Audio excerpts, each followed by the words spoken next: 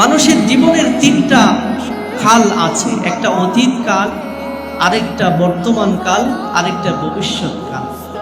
আল্লাহ তাআলা সূরা ফাতিহার এই প্রথম দুইটি আয়াতে আলহামদুলিল্লাহি রাব্বিল আলামিন আর রহমানির রহিম, আল্লাহ সমস্ত প্রশংসা আল্লাহর জন্য, যিনি পরম করুণাময়, যিনি বড় দয়ালু।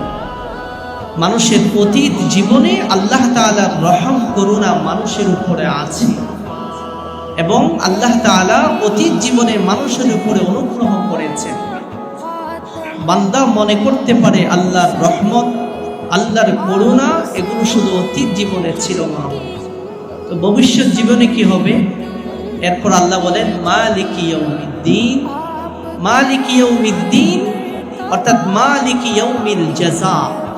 দুনিয়া এটা পরীক্ষার হল, দুনিয়া এটা মানুষের কর্মস্থল।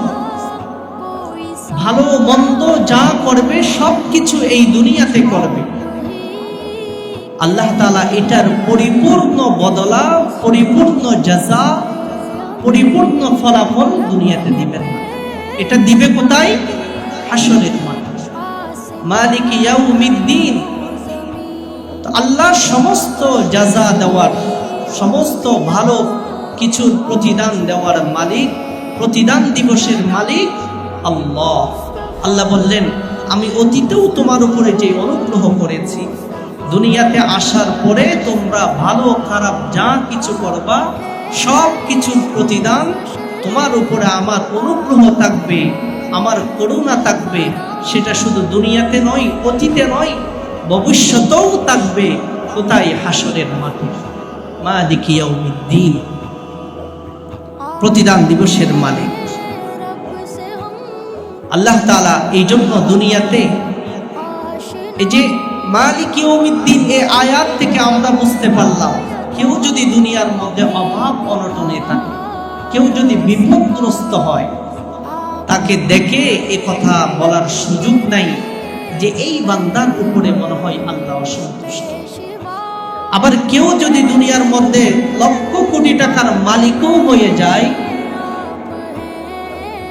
হাজার হাজার কোটি টাকার মালিকও যদি হয়ে যায়, তাকে দেখে এই কথা বলার সুযোগ নেই এই বান্দার উপরে আল্লাহ বড় সন্তুষ্ট। কারণ দুনিয়ার ধনাঢ্যতা, দুনিয়ার সম্পদ, এগুলোর উপরে বাছ বিচার করে আল্লাহ তাআলা কোনো বান্দার উপরে সন্তুষ্ট হয়েছেন এমন কোথাও। বরং আম্বিয়ায়ে কেরাম, সাহাবায়ে কেরাম তারা সবচেয়ে বেশি গরিব ছিল, তারা অভাবে ছিল। আল্লাহ তাআলা কি তাদের উপরে সন্তুষ্ট ছিলেন না? আল্লাহ তাআলা তো তাদের উপরে সন্তুষ্ট ছিলেন, এ কথা কোরআনে ব্যাখ্যা করেছেন। রাদিয়াল্লাহু আনহুম ওয়া রাদু আনহু। এজন্য আল্লাহ তাআলা মূল থিওরি দাঁড় করিয়েছেন যে বান্দা তুমি আমার ইবাদত করবা, আল্লাহ এবং রাসূলের পদাঙ্ক অনুসরণ করবা।